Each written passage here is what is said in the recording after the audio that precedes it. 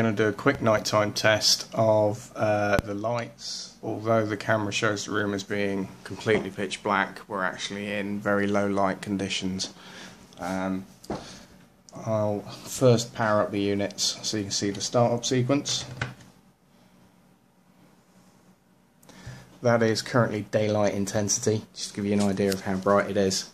This is the rest of the room. We have nighttime intensity, which takes it down to a much more palatable level. So daylight intensity, nighttime intensity, daylight intensity, nighttime intensity. Okay.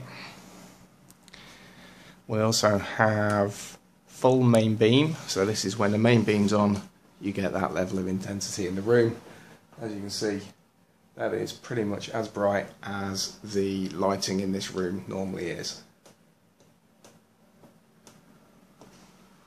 Okay, and then finally we've got indicators. When the indicators kick in, we get that the center ring is completely switched off. That way you can see the indicator flashing, and the outside dim are dimmed to the same intensity level as nighttime. So at night, effect is simply disabling the center ring as such.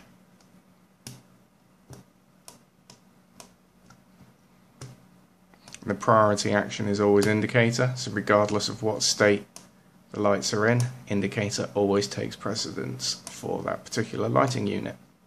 Each controller is entirely independent, so each headlight runs entirely independently of the other, reducing single points of failure. The actual electronic circuit are down here.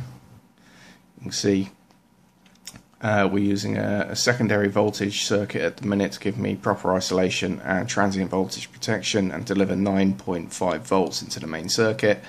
Step down to 5 volt to run the primary controller, the IC. These are opto-isolators handling switching of two entirely different circuits. This switch side of the circuit simulates the inputs from each of the lights. You would have an input from the driving light, so when driving lights come on, it turns the intensity down. Take an input from main beam, so when main beam comes on, turns the intensity up, and take an input from the indicator, which disables the intensity in the center ring and drops the intensity in the outer rings.